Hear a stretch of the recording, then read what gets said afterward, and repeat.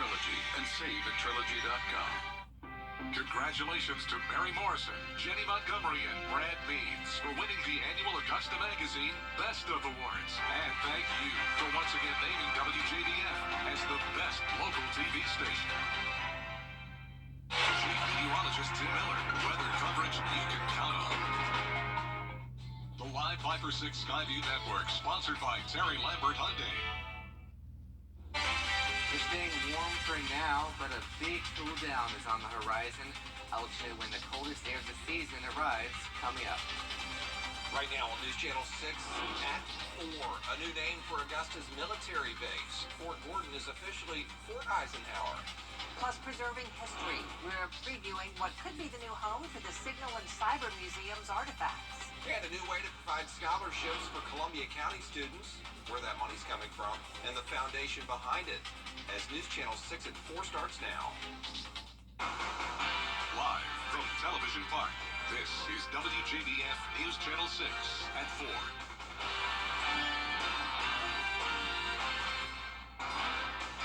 Brad Means. And I'm Jenny Montgomery. Thank you so much for joining us.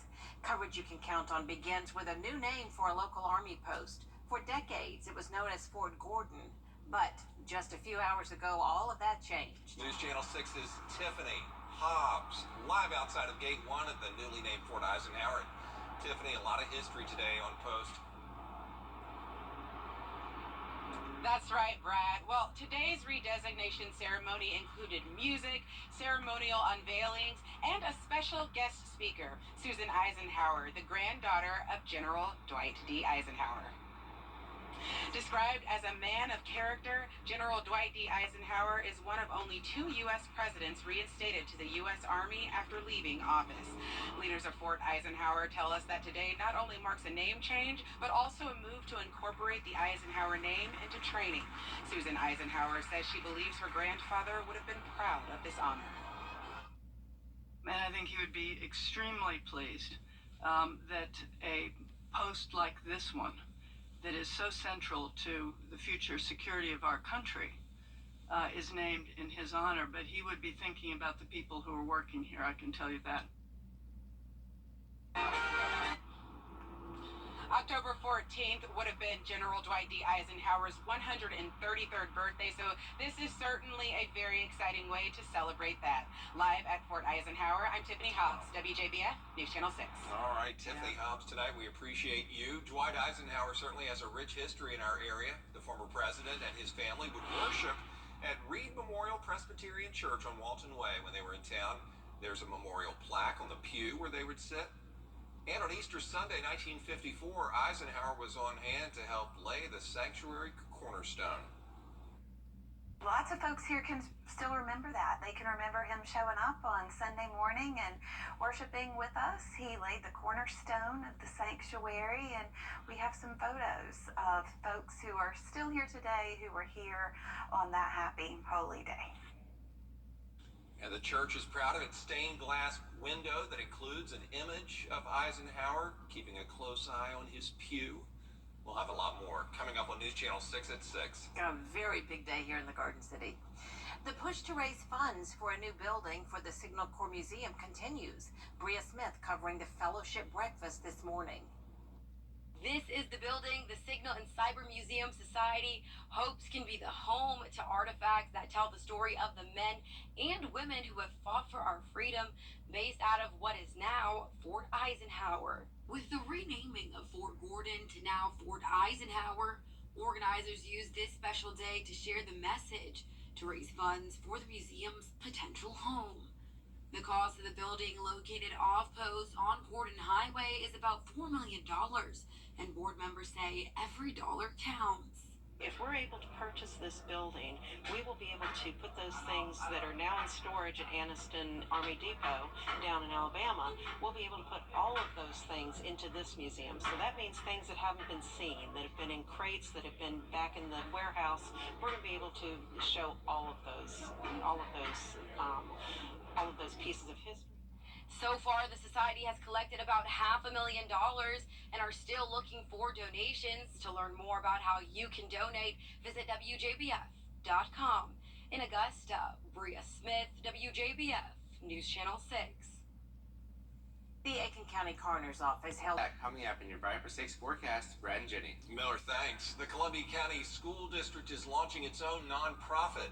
Hannah Latier has details on what leaders hope it impacts and how it could help our community. The Columbia County School District Foundation was created to give more support to students, teachers, and staff, and to get the community more involved. It will provide student scholarships, support resources, classroom grants for teachers, and more. Donations from the public and community partners will help fund the program. They're also looking for volunteers for foundation events. The goal is to increase academic achievement within the growing school district and set up students and staff for future success. This is a great way to engage our students to continue achieving more and provide ways to support them and our employees that we haven't been able to in the past. The foundation is still gathering funding but hopes to start awarding student scholarships in spring 2024. Information on how to donate will be at WJBF.com. In Columbia County, Hannah Latier, WJBF News Channel 6. If you want to get rid of prescription drugs, you can do so safely tomorrow on National Prescription Drug Take Back Day. Local sheriff's offices throughout Georgia and South Carolina are encouraging everyone to go through your medicine cabinet and get rid of unneeded and expired medications. It also helps prevent medication misuse and opioid addiction. We know that sometimes children get into medications, animals, whatever that may be, and we just need to, if you're not using it and it has no purpose in being in your home, it's best to go ahead and get it out, because if someone gets a hold of it unintentionally, thinks it's something else, takes too much of it, they can overdose, end up in the hospital, or whatever the case may be. To find drop-off locations near you, just go to our website, WJBF.com, or you can check out the DEA site /TakeBackDay. The Richmond County Sheriff's Office is looking for a missing person. Here's the information that we have so far. They could really use your help with this case. 16-year-old Ezekiel DaCosta was last seen Tuesday night on Standish Place in Augusta. Investigators say he may be in the Cardigan Court or Glen Hills High School neighborhood. If you do know where he is, please call the Sheriff's Office. Coming up, a lost piece of history that belonged to an Indiana man is being returned. At long last. Lost nearly 80 years ago in France. We'll hear from his family in a moment. Saving time as we go towards Sunday. Brad and Jenny? All right, week from Sunday. Okay, look forward to that for sure, Miller. And it does look like great weather for the annual Jack-o'-lantern Jubilee in downtown North Augusta. Georgia Avenue will be full of vendors and stages set up for live music. Tonight, Grammy Award-winning artist Toby Mac will take the main stage at 7:30. Tomorrow, the gates open at 10 in the morning, and Sister Hazel will be on stage at 8 o'clock tomorrow night. And Georgia Avenue from Center Street to Jackson Avenue, you see the map there, will be closed until 2 in the morning on Sunday. Vehicles coming from Augusta will be routed left onto Center Street.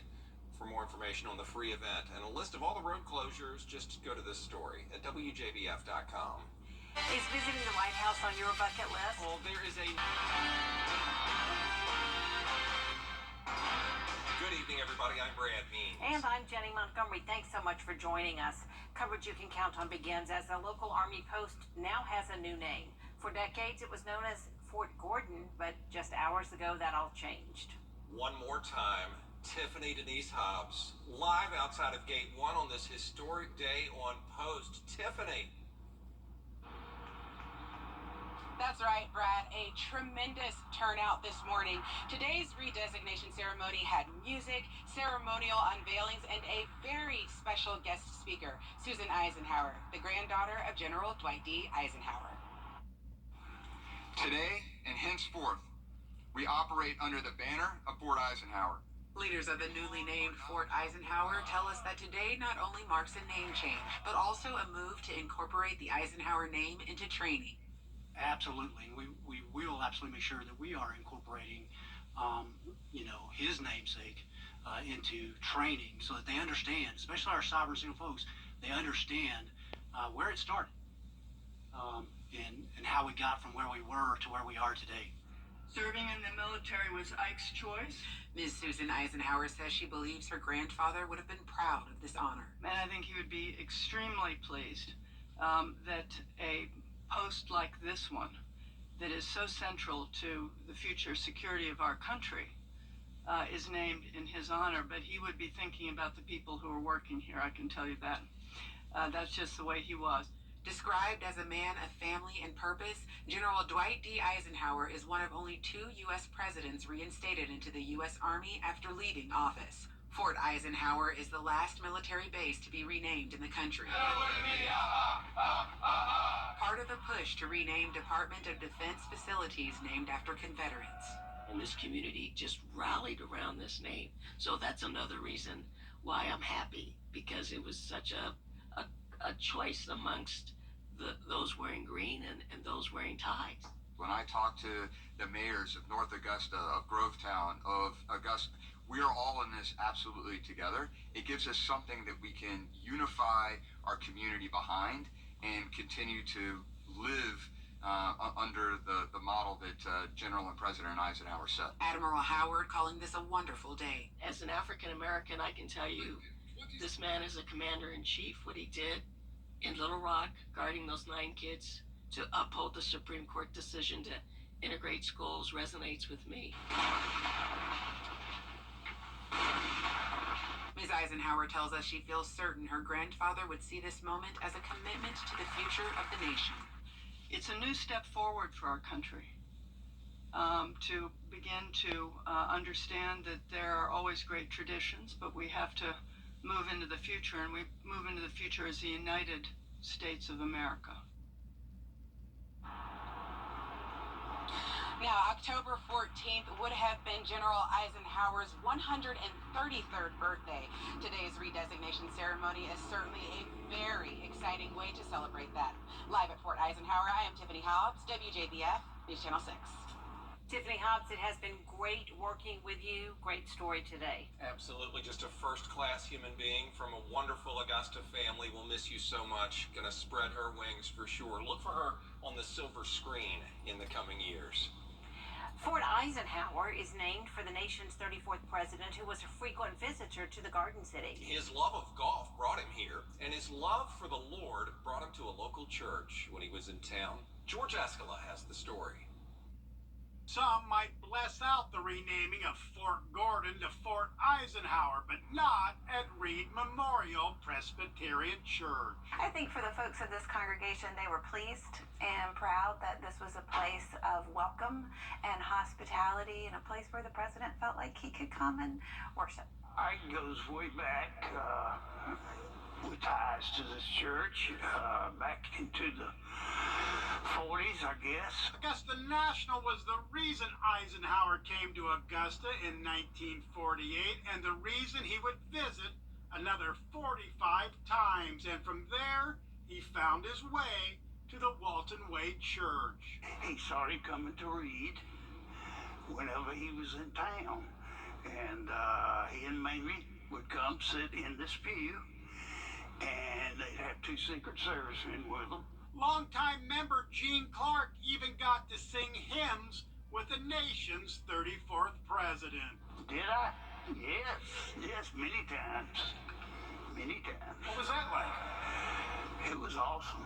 One of the biggest days of Eisenhower's church goings at Reed was Easter Sunday, 1954, when as president, he was on hand to lay out the church cornerstone, the monumental event honored with pictures on display at the church. Lots of folks here can still remember that. They can remember him showing up on Sunday morning and worshiping with us. He laid the cornerstone of the sanctuary. One of 2 silver trowels used that day is also on display. The other was sent to President Eisenhower. His letter of thanks also on display. Following his death, the church put up a plaque in memory of Eisenhower on the side of the pew where he and the family would often sit. And even after Ike's death, Mamie Eisenhower would continue to worship at Reed Memorial. She came for a number of years. I think she lived 10 years after after Ike. You can't escape Eisenhower's presence at Reed Memorial. And if you look closely in one of the beautiful stained glass windows, there's a visage of Ike. They say keeping a close eye on his pew. Nobody can can identify exactly how that happened. I've heard it was a mistake, and then I've heard it was actually planned. Reed Memorial is now and forever will be linked with President Dwight D. Eisenhower, his house of worship when he was away from home. In Augusta, George Escala, WJBF, News Channel 6. That is so interesting. Wow, what a nice story. I love that. Also on a plaque at the church is the prayer Eisenhower gave at his inauguration in 1953. Oh, beautiful day, Miller High, for all the festivities. That is right. Yes, tell us more about the weekend, Yes, Miller. tell us. Yes, it is very nice. Support Columbia County Schools. It's going to provide student scholarships, support resources, classroom grants for teachers, and more. Donations from the public and community will help fund it. This is a great way to engage our students to continue achieving more and provide ways to support them and our employees that we haven't been able to in the past. Information on how to donate is at WJBF.com. It's all still to come on News Channel 6 at 6 o'clock. We're going to let you know about the manhunt in Maine. Where the search has led law enforcement when we come back. .com/betteryou. Hidden in plain sight.